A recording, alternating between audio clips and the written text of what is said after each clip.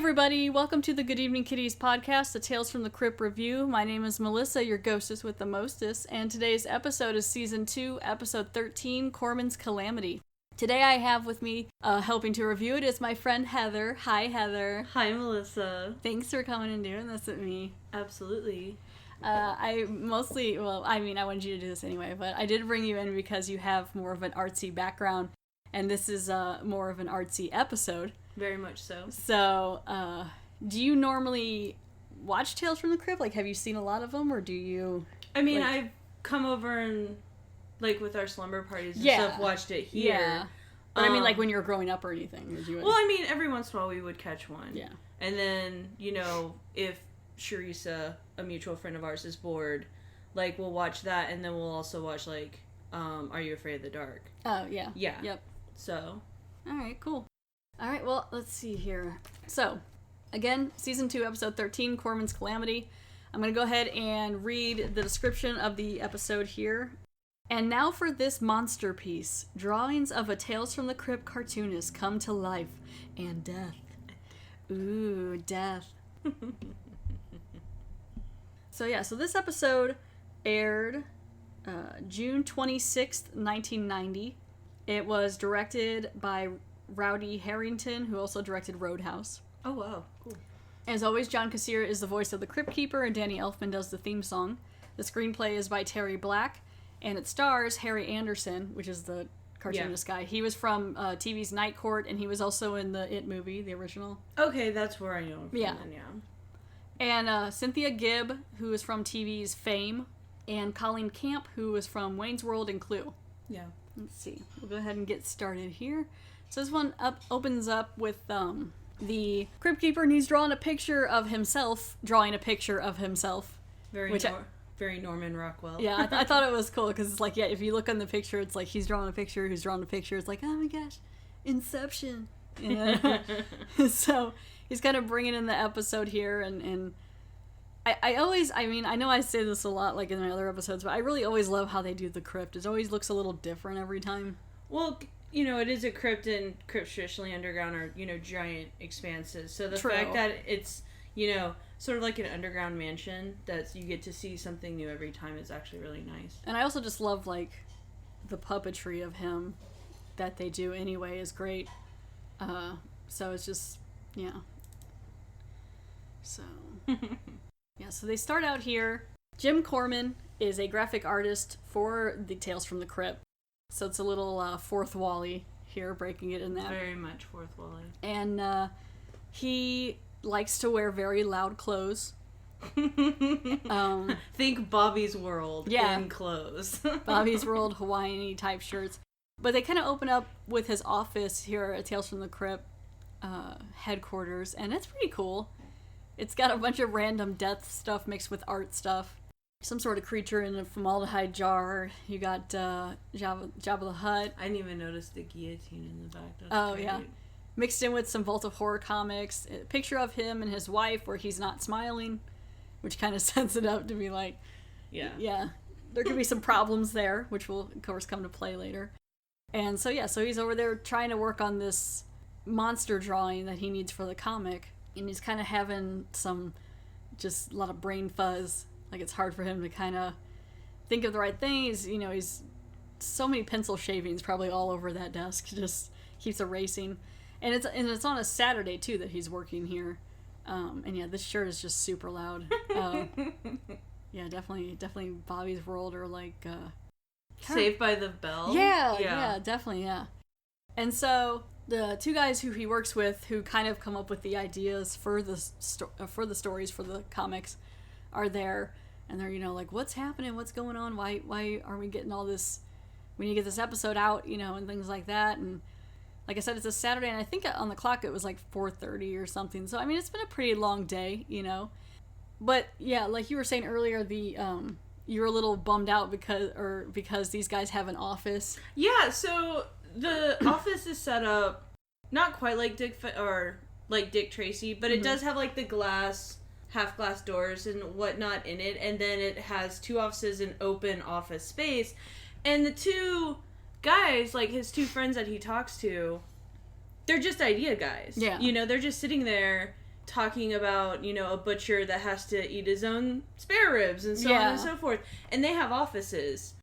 And all they do is come up with ideas, and they get their own personal space. Whereas the artist, the one who's actually drawing and doing all of the work, is out in the open space next to the window. But on the flip side of that, you know, if he had an office, it couldn't hold all of this stuff.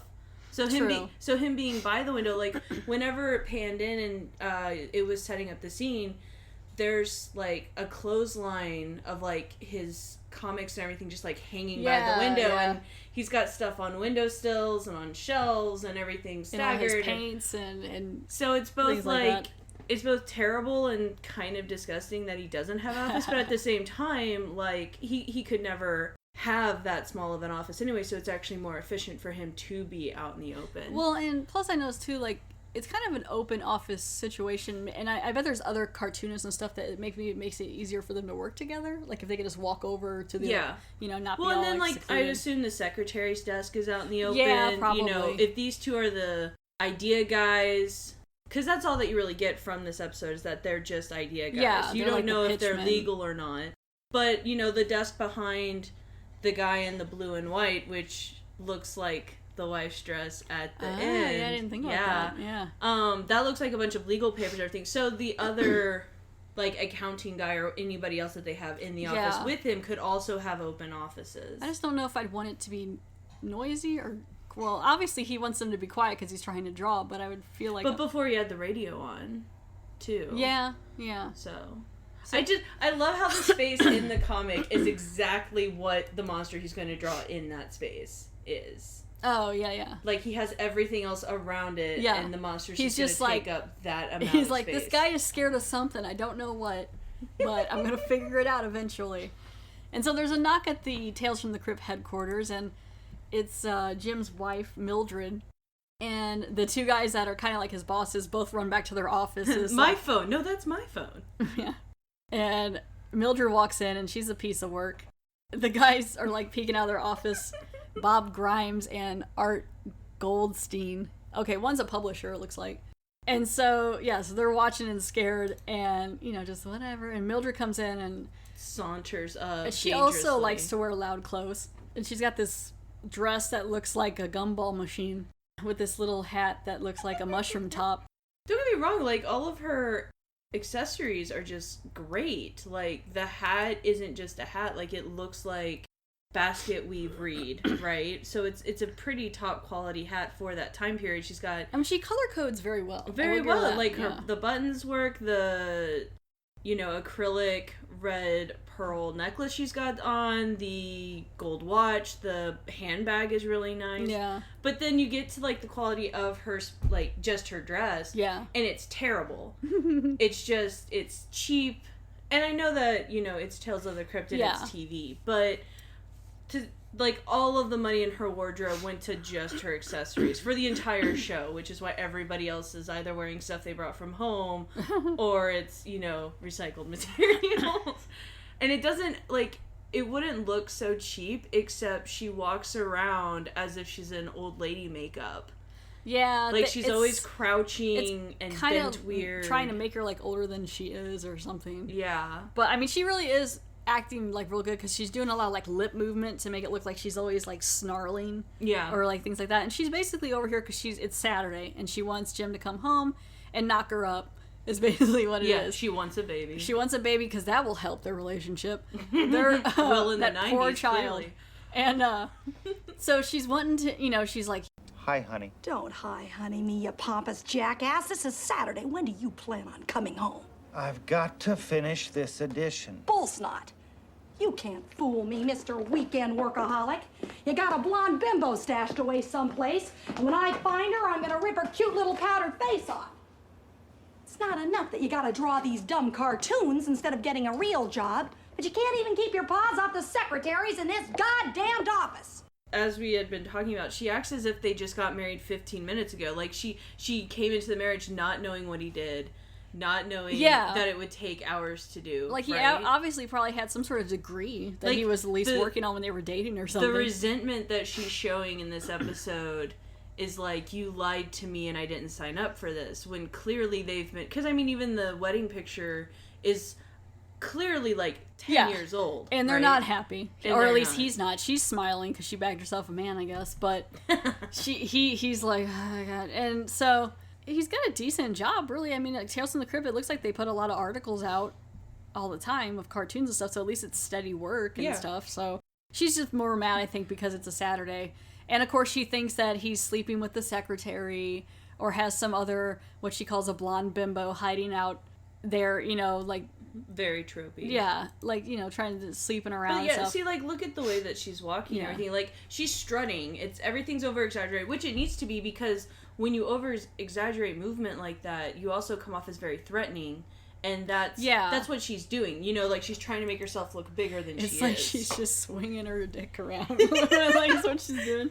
She's like, hey, that's right. She pees in the corner of the office. Like, this is my man. Take it. And so what she's wanting is a baby, and he's having a hard time, you know, getting her pregnant. Which, honestly, if you were a man and she treated you like that... Yeah. He's probably like, thank God they haven't got her pregnant. His penis is probably scared to come out. Yeah. Like... And so she wants him to take these pills, and she's been counting them, and she notices that he hasn't been taking what he's been saying. And he says that there's been, you know, this medicine is not approved by the FDA, and he's been getting some weird side effects. What side effects? It's like it's making my imagination fertile. I think it's affecting my brain. You know, magic Viagra pill that like gives him drawing powers. Yeah, like a potency pill that is making his mind go crazy with imagination. Yeah. And, you know, so... If only he could channel that to the bedroom. Yeah. Because, I don't know what she's expecting him to change the mind of by being this way. Like, that's gonna, like... I love her handbag, though. Yeah, it is lunchbox basket weave. Look at that hat. That's a... Audrey Hepburn would wear that hat. Yes. That poor guy.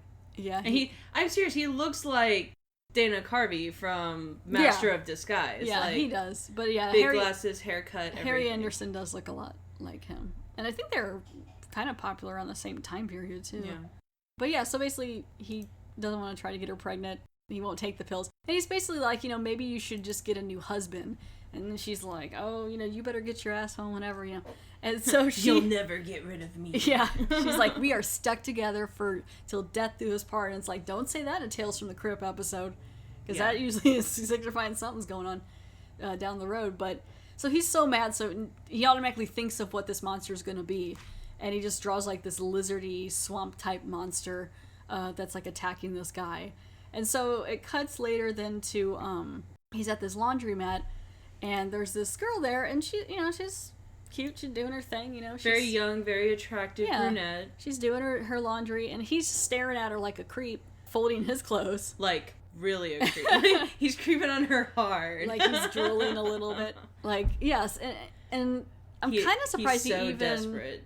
I'm just kind of surprised he even has the guts to do this, considering how his wife is. If anybody attractive walked in that laundromat, he would be, like, on top of it. See, I don't know. I feel like maybe it was, like, love at first sight for him a little bit. But I don't know. Or it could be the potency pills he's taking. Maybe just everything. It ups his libido, not for his wife. Yeah, everything is looking attractive. But she's just kind of minding her own business, and she looks at him and, you know, just, like, whatever, and getting her stuff together, and he's folding his... underwear. Huge, tighty-whities that are high-waisted, yeah. And, you know, he's just kind of watching her, but yeah, he is being kind of creepy about it, because he just...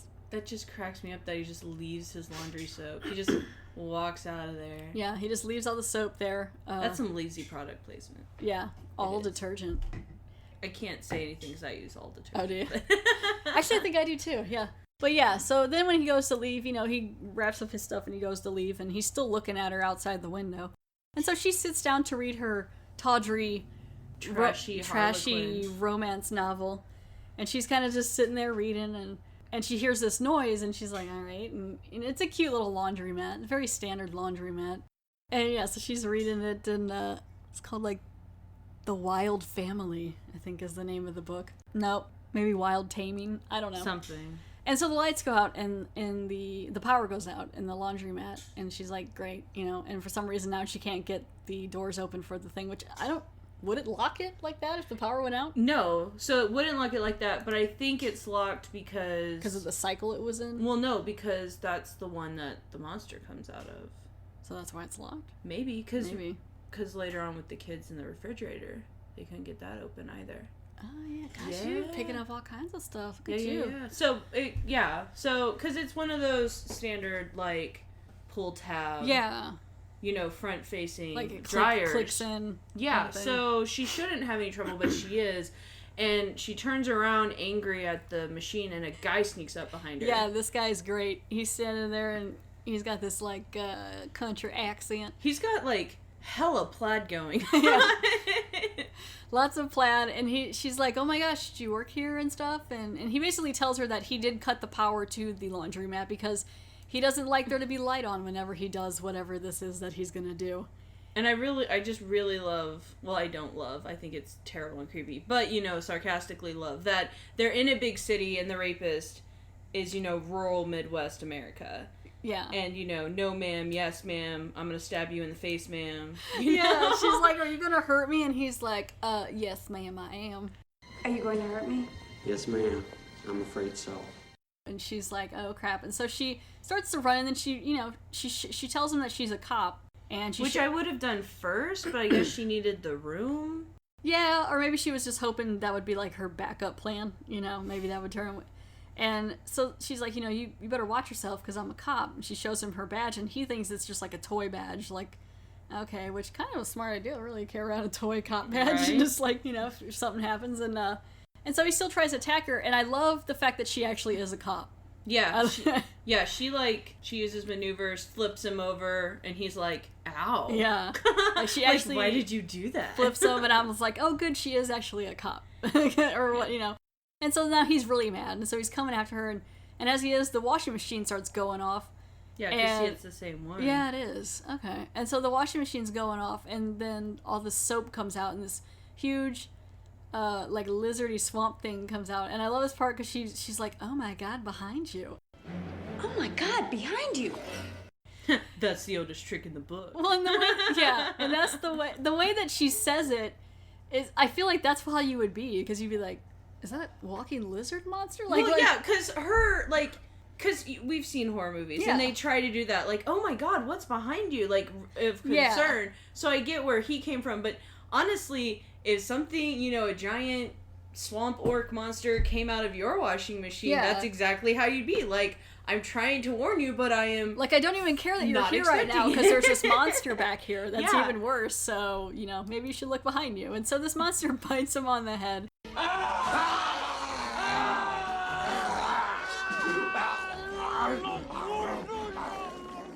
Laziest monster. Yeah, I mean, yeah. Bites him on the head and ends up, I guess, tearing the head off because the entire head falls on the ground. Yeah, rips this guy's head off. It comes falling down. There's a little bit of blood. It's not super gory. The head's kind of gross looking, but... And she escapes. Yeah, she gets out, leaves her laundry there. She don't need no clothes. So I guess what the story is, you know, every woman needs a giant swamp ogre. Yes. As protection. And to know karate. And so now it's to, the cops are there, and I guess she ran to go get the cops or whatever. So I love that the hat on the head is outlined. And the cops are there investigating and, like, interviewing her, and there's an outline of the guy's body and his head to the side, and they even have the hat that he was wearing outlined. Because that died too, I guess.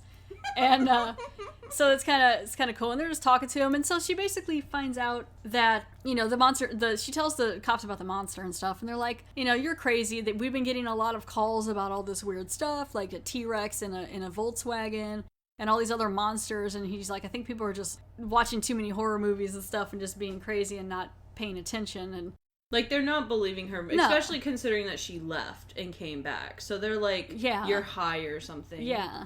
And she's like, I'm a cop. Yeah. What are you talking about? Take my credibility. Well, yeah, they think she might have been drinking or something, and he's like, you know, because she knows some of these guys, and she's just like, come on, you know me, I'm not like this. And so he's just like, you know, people are crazy. I think you maybe just saw something you thought was there that wasn't.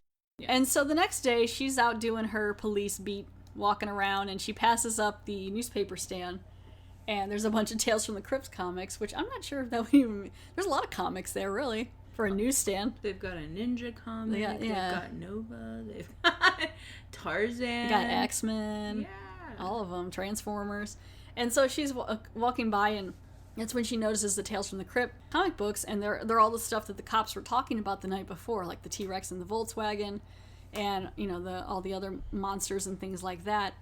And she has a great imagination because she starts to put 2 and 2 together right away. Well, it starts because she essentially sees her scene from last night on one of them, and then next to them is the scenes described to her. Well, and they must really be putting these episodes out quick because he just drew that the day before. Yeah, and it's already out on. Well, and then the cover of the one actually shows a guy that looks like the guy that tried to rape her, with the monster coming out of the washer behind him. So then it begs the question: is he just a bad rapist guy just doing it, and it was all happenstance, or was he a part of the plot of the drawing?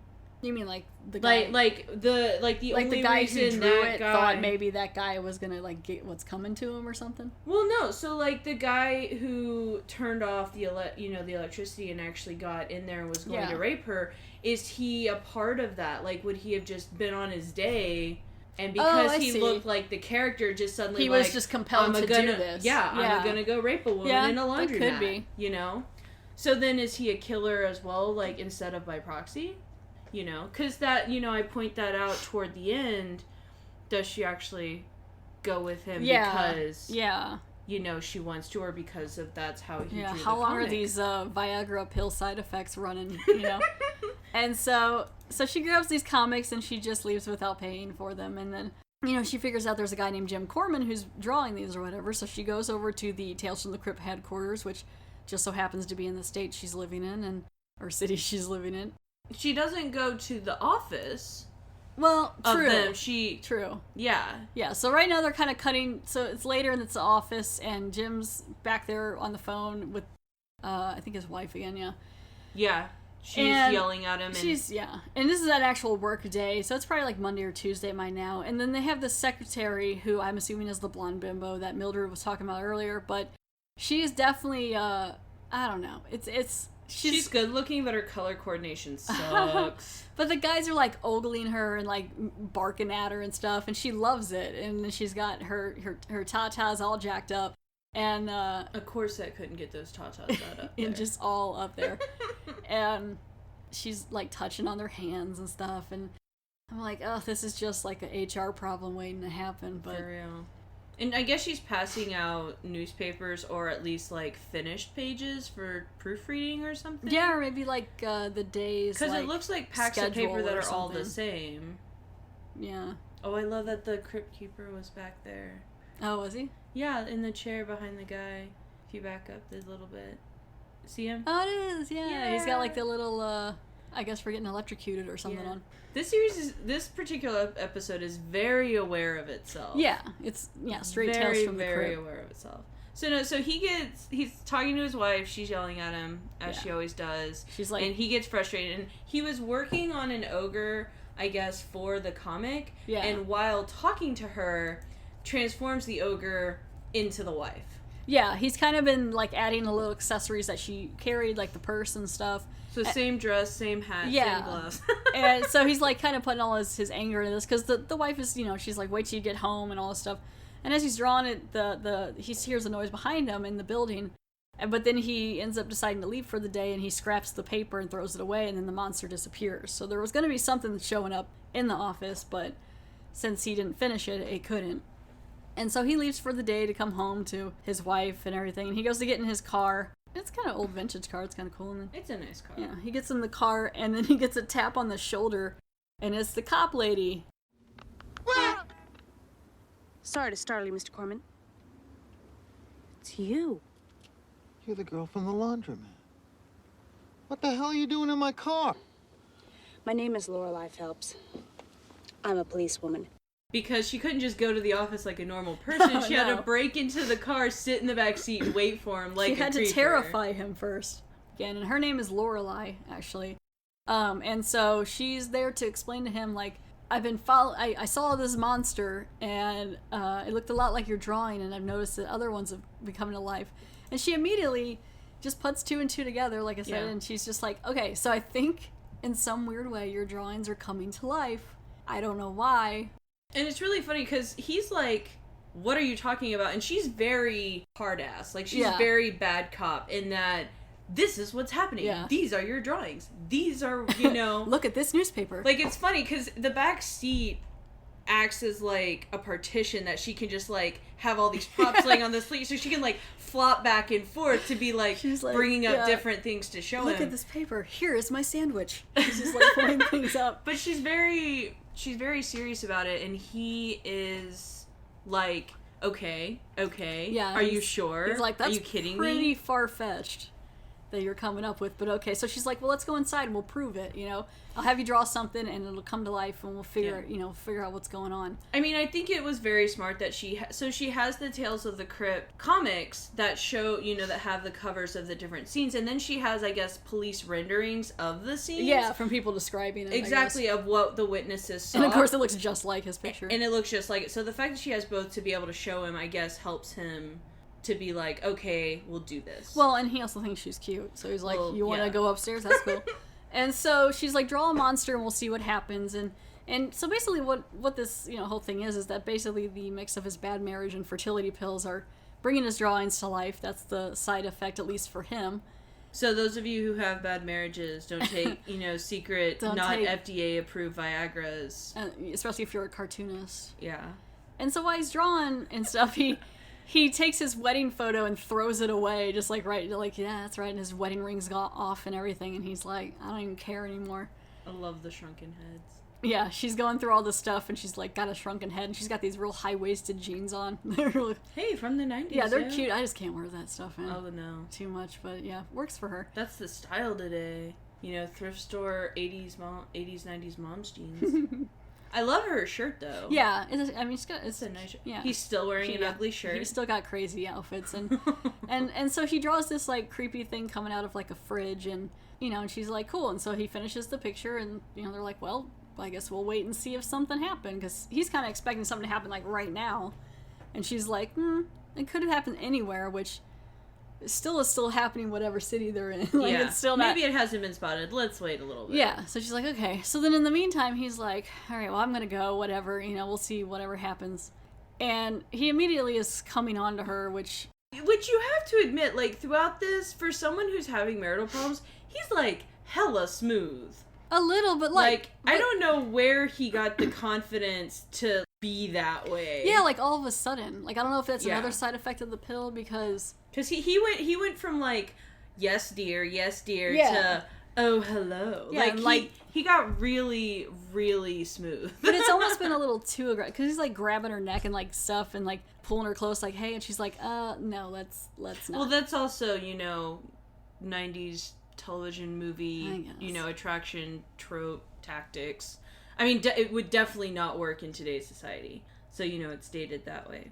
I wouldn't even have thought, technically, that she would have had something for him. But, I mean, I guess because he's figuring, if the monster's not real, maybe that's why she's here, because she likes him, and she's just trying to make up an excuse to see him. Yeah. You know? So he basically... Now that she knows who he is, and because before... This is the part that really annoys me, is because earlier he just grabbed her neck, like, real softly and was like, gonna kiss her, and then she's like, no, don't. And so then he follows her to the window, and they talk for, like, 2 minutes, and then he's like, now we kiss? And she's like, okay. And then she, like, literally is like, okay. And so, like, he asks her out to dinner, doesn't mention his wife, anything about it. I don't think she knows anything about her. Sloppy making Yeah, making out and everything. It's like, you know. I love the exaggerated, like, arm movements. Like, I have to scoop all this air. It's just like in her, it's like the picture from her romance novel, kind of. Yeah, they were embracing. I just noticed that. Oh my gosh. And so, yeah, so now now she's like, okay, now she's kind of like playing hard to get, like, okay. Well. She's got a very Hermione phase. Yeah. She's like, I probably shouldn't have done that, but okay, we can go to dinner. Tell me over dinner. Yeah, we'll go to dinner. Buy me food. I'm starving. I'm a cop. I don't make a lot of money. She's like, I'm so hungry. So then it cuts to the next day or somewhere, you know, around that, probably next day. These little boys are all out there playing in this really cool abandoned warehouse that I totally would have been into as a kid. Oh, absolutely. It looks like to be an abandoned building. Like, yeah, maybe like an old factory yeah. just full of iron and burning barrels. And they got these plastics. cute little, like, plastic army hats and guns. And then there's this little bitty kind of nerdy kid who's cute, and he wants to play too, but they don't let him. And so he's got his little cowboy pistol, which is kind of cute, because they all have army guns. And he's like, I'm going to be a cowboy. So he's kind of off walking around by himself, and he comes across this refrigerator. And I do, like, they mention it here, but I do remember that whole panic about these refrigerators and kids getting trapped in them. Well, yeah, because that was the thing, you know, if there was nuclear war, jump in this refrigerator. But once you're inside of it, you can never get back out. Like refrigerators nowadays, it's not so bad, but back in these old ones, these ones that, like, click shut. Yeah. Those are the ones, like, they were so sealed that you had to really pull on them to get out. Like, you'd have to kick, and kids did not have the force to be able to do that. I still find that kind of weird that that's a thing that, like... Because I probably would be dumb enough to hide in one of the fridges. And then but like the fact that he's like, you shouldn't be in there, you're gonna die. Mom said you can't hide in the fridge. Well, see, that's what I think. It's funny that he's yelling for the boy not to be in the fridge. And then later he's like, oh, hey, boy who I just called in the fridge, come here. Yeah. Look at this fridge. Well, it's because then he realizes this green goo comes out of the bottom of the fridge. And so he calls the guys over because, you know, You know what? He probably, like, scared... that monster in that fridge, and that monster just peed themselves. That's monster pee, like just real thick. He was like, I'm trying to get out of this fridge, and this kid comes up, starts shaking the fridge, and the guy's like, oh god, what's happening? This monster's like, I just was dreamt into existence. What happened? So he's like, guys, look at this fridge, and then the kid named Butch, I think, is like trying to open it, and he can't get open, and they hear all this growling inside, and so this kid's like, for some reason trying to use it against the little kid to scare him. It's like, do you not see the green stuff coming out? And so that's when this old creepy like skeletal thing comes out behind him. Scares all the kids except for the one. Yeah, because he doesn't know. He thinks he's scared him, as if he's that scary. And then he turns around and sees the creature and screams.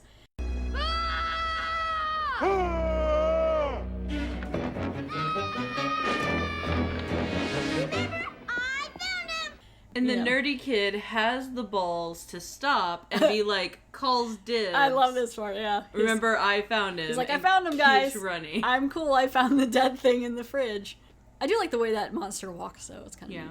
So it cuts back to the office there, and, you know, Jim's behind schedule now. So I guess it's later that night, and he's got a loud tie and loud shirt, but he's got a coat on. But he's wasting his... He got super smooth, like, because his shirt is, like... a muted color, muted tie, nice, crisp, light gray coat. Like, he went from, like, artistic, fathery slob, you know, wearing Saved by the Bell shirts, to being, like, this suave... I don't know, I think it's still got some stuff. I think that tie had a pair of eyeballs on it. Well, yeah, it has to be. I mean, you know. Just a little bit of something. Yeah. But he's better with color coordination. He's trying. Essentially. Well, yeah, because he's gonna go out to dinner with her tonight, so he's like, dinner out tonight. Yeah, he's hoping dinner-ish, and you know, and so he's kind of behind schedule, and he's sitting there drawing a picture of the two of them at dinner. You know, him and Lorelai looking like they're in love, and you were mentioning earlier, like maybe he willed that into existence too, which I didn't even think really about that. Yeah, because whenever he looks down, so the guy comes in and he's like, "You're late." You know, you're not doing the brain eaters from the Amazon or whatever. Yeah. And he looks down, and the guy is drawing, but he's drawing like a romance comic. Yeah. And it's him and Lorelai sitting at a table. Which is the scene later at the end. Exactly. Yeah. Chatting that, you know, oh, hey. But then it, you know, how far along? Because if she's already into him, like, is it like force of nature of how he does and the drawings are just like a personification of what's already going to happen? Not personification, but you know, if it, or maybe is it a symbol of what's already going to happen, or maybe it only works with his anger. Like maybe whatever he does in anger comes to. But you know. Yeah, so because it's clearly him and Lorelai, even though the guy you know is like, oh, did your wife lose weight? You know, so he doesn't understand. Or I mean, maybe he could have tested it out, draw like a little pile of money, see if that appears somewhere. But still, like, yeah. So it's, you know, if we go by that. Of he's drawing them and then they end up together by the end of the movie, is that what happened with the rapist? Like, you know? Yeah. So the phone rings and, you know, Jim's still working and it's Lorelai. It's Lorelai, and he's so in love now, even though he's known her for like 32 hours. And he's been thinking about her. You know, he turns. He like turns away from the door. Well, the window, I think. Well, no, because the door's back there. Oh. Yeah, turns away from the door, still at his desk, and he, he starts flirting with her, talking about, so bad. right? And is like, oh, you want to go out to dinner? I know this place around the corner with soft music, you know, all this imagery of, I totally want to bone you. And he's like, come on up, see you in 5, hangs up the phone, and his wife's behind him. There's Mildred, and she is not happy. And, really, I can't say I blame her, because she heard all of it. She knows exactly what he's doing. Absolutely all And of the it. other 2 guys who were working there had already left. They just left for the day. So I guess when they were leaving, maybe she just walked past them or whatever. Maybe, yeah. But she's in this loud, great outfit, blue and white dress, stripes. I guess it's supposed to be like a 30s drop waist sailor outfit. Yeah, maybe? it almost looks like she's gonna go on a yacht or something. You know why he wears, shitty shirts? Because she spends all the money buying these outrageous outfits. These imported dresses. And so she's mad. She knows exactly what he's doing, and... she thinks it's a call girl. She doesn't know who Lorelai is. But she's still mad, which she should be. So she's like, you wait right here. I got a surprise for you in the car. So this is a discrepancy, because she's like, I'm going to be back, and, I'm going to go get this thing from the car. And Lorelai's supposed to be on her way up. Unless one took the stairs and one took the elevator. I don't know, but the wife has enough time to go down, get what she's gonna get, come back up, go into the office, and be like, I have a surprise for you, honey. Well, bam, it's a gun. Well, yeah, considering the fact that... And while she's doing that, he has time to draw his wife again. He's a quick draw. As an ogre in the same outfit. Yeah, it's awesome. Which is hilarious. Got some legs for days. Look at them calves. Great calves for this troll thing. And then, but yeah, I think about that. The fact that she took the elevator down and then back up and never ran into Lorelai, even though unless Lorelai was more like, oh, I'm like 3 blocks away, and he's like, come on up. Because, I do that too. Well, yeah, because you could be like, I'll be there in 5 minutes, but really it's like 15. Yeah. So, I guess it's something like that. So she runs back up, she goes down and gets, I don't know, looks like a 44 or something. She gets a pretty thick, like, revolver-type gun. And she comes back upstairs, and he's still drawing. Yeah, he's still drawing the monster. Comes to life behind, of course, like down the hall. Yeah, and so as that's happening, she comes in and she's like, hey. And Mildred walks in and she comes right up and points the gun right at him. Here's a surprise, honey. Well, bam, it was murder. Yeah. She's like... And even the way that she holds it. Like, yeah. She's like, her knees are bent, she's crouched down, her arms are like winged out, holding the gun with both hands. And then it turns into, like, Dune, where everywhere he moves, she's following it. She's, like, following him like an old shooter game. Well, and the fact, too, that, like, she had a big plan in this, probably. Unless it was for protection, but, she definitely, she probably went and got the gun, got a license and everything, had this in mind, like, if he ever goes to leave me, I'm pulling this gun out, For real. And so, she's threatening him with the gun and trying, saying that he should explain what's going on, and he's folding up a piece of paper and she wants to see, and it's a drawing of her as a monster. And then she gets mad. You draw me as a monster? Well, of course you wouldn't, you? You were drawing me as a monster?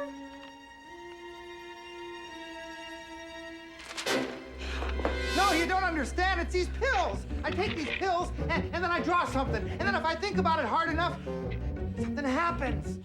At first, though, she's kind of like, really? And then she realizes it's because he thinks she's a monster. Yeah. And then now she's mad. She's like an old woman again. And he's like, honey, no, it's these pills. Seriously, I draw something and these pills and it comes to life. And then that's when the monster jumps out dressed in the same outfit. And I love this monster. This monster... Okay, so... The dress that Mildred is wearing, like, the hat is very flattering for her. The dress is not, like, 0%. But on the monster, it's lovely. Monster's got some curves. She's wearing it good. For real. Like, I don't know if it's because it's, like, a grandma dress to me or what, but... No, like... No, she's rocking this dress. She's got these huge pearls. I'm kind of upset that the hat is smaller on the monster than it is on Mildred, because everything else is bigger on the monster, but the hat... But the monster's got a big head. Yeah. But yeah, you think it would adjust. But yeah, she's got these big old red nails and huge red lips. And I love this too, because Mildred is not scared. No. At all. In fact, yeah. There's sort of a monkey see, monkey do. Yeah, they're having like a standoff. She immediately is like, what's this? And it's like... Is this me? Yeah. And of course, I don't know if I would be afraid or not. I guess I would think it was a costume. Well, she also has a gun. True. You know, if I had a gun and the monster displayed as me looking, you know, like that came out. But it's basically her in a monster form, and like I said, it's great. And this monster's very sassy. What the hell is that? That's you. Sort of. Well, that's flattering. Is that how you picture me, Jim, as a rancid heap of garbage? And the monster actually goes for him. So, you know, in her place, with the gun, the monster not coming for me, I wouldn't be scared. So the monster goes to him. Yeah. And she's still complaining because she never shuts up. Yeah, and Mildred's just like, what is this horrible creature? This thing's horrible. She kill it. And then she starts, you know, critiquing and bad-mouthing the monster. And had she just shut up, the monster would have killed him. Yeah. But she said one bad thing too many. Yeah. And the monster's like, now girl, I'm after what you say? Yeah. Now I'm after you. And really... Yeah, had she not said anything, I bet the monster would have killed Jim, and then they could have high-fived and went out to dinner together or something. But no, so the monster's coming after Mildred. And getting shot in her big old boobies. Yeah, and, you know, now they're fighting, which I imagine is just like this, like, cartoon roll-around cloud they're just, fighting. like, choking each other. And he's just like... Bye, guys. And he throws the pills away. He's like, I don't need any of this. I'm not going to have to explain the bloody mess in my office on Monday or on next today. And so that's when he goes to leave and he's shutting the door. And then Lorelai shows up ready for dinner. And she's like, oh, sorry, I'm late. So I guess they covered their butt on that and one. He's like, no, you just let's go out to dinner. And the monster and Mildred are in the background because, like I had said in the beginning, there was like Dick Tracy doors with the windows, the frosted and glass or whatever. Yeah, and you see the shadows of these like the monster and Mildred just fighting each other, and he's trying to get Lorelai not to look back. And I can't believe she doesn't fall for that. She's a cop. Right? And you hear, like, this noise and stuff, and she's just like, okay, well, let's go. Like, I would have been, totally have been like, oh, hang on, what's going on in there, you know? Right. And I think she's classier than wearing that top. I'm a little disappointed that she's wearing that top. Yeah. But that, again, if we go by the comic that maybe he drew that on her. He's like, that's what I like. I like a dress that looks like you laced up a tennis shoe. Yeah. Mildred's on the frosted glass, like, oh, God! Yeah, I don't know what'll happen if that monster will disappear, or... You know, same thing with the other monsters he's been drawing. Are they just loose now? Are they just running around that little... I guess, like, after the story's done, they just disappear. Maybe. Because, I mean, they never caught any of the monsters. Because they only really disappear monsters. whenever he, like, crumbles up the paper. Well, so that one disappeared because that one was part of a story, and it has to complete the story. Right? So, take the Swamp Ogre... The Swamp Ogre came out of the washing machine to attack the rapist. Mm-hmm. Once the rapist was dead, the Swamp Monster story was over. So it disappeared. Whereas, but what is this monster? Mildred, what is the Mildred monster Mark 1 that didn't make it, you know, he drew her. So she was going to fulfill whatever story he was going to draw her, and then he scrapped it. But what's the goal for this monster? Like, he just drew a picture of her. So she might stick around. Yeah, she might kill Mildred and become the new Mildred because, you know, Highlander rules, and she might follow him and Lorelai start to the yelling ends at of Jim, the earth. like throwing the pills at him, like, I want a baby. So now Jim has to give, you know, Mildred monster baby thing. But yeah, so then they head out to dinner, and it shows the cartoon drawing of them at dinner, and they're, you know, Lorelai and Jim are together, and they're about as close as you can be while sipping champagne and out on a balcony. And I guess he'll never tell Mildred or tell Lorelai he was married. No, because she just asked, so tell me, are you married? Which is a really terrible line for anybody. And he's to bring just up. like, not anymore. Yeah. And it's like, okay. So Mildred got taken care of. Yep. He got the girl. he got the girl. I wonder how long the side effects will last until they wear off. Mm-hmm. But yeah, so then you may never know. It was never FDA approved. That's true. It could be permanent. Everything he draws is coming to life. And he just threw those pills in the trash can at work. There's some horny guys there. That's true. You know? You're gonna have a lot of problems. Well, man. He's the only cartoonist though, so but maybe I don't know. And so then that's the end of the episode. Jim is happy with Lorelai, and it cuts to the Crypt Keeper, and he's finishing up some drawings of his own and throwing out the puns and Crypt Keeper. You're so punny. And the best Crypt Keeper pun is... How's that for a sappy ending? Was it a little too graphic for you? Oh well, next thing you know, Jim and his new gal pal will be walking down the easel together. So that's the end of the episode, and there's no IMDb trivia for this one. The next episode will be Season 2, Episode 14, Lower Birth. So thank you for listening to the Good Evening Kitties podcast. You can email me with any questions or comments or anything at goodeveningpod@gmail.com. There's also a new Facebook page for the Good Evening Kitties podcast if you want to go and like that. I'm on iTunes, Stitcher, Podbean, anywhere mostly that you can find podcasts. I do enjoy 5-star reviews on iTunes, so if anyone out there feels like they would like to do that, that'd be awesome. And again, thank you for listening, and Heather, thank you for guest hosting here on this episode. Absolutely, anytime. All right, and thanks, guys. Bye.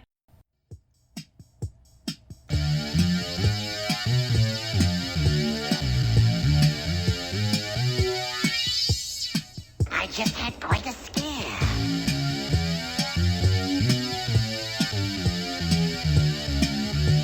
I actually thought my heart was beating.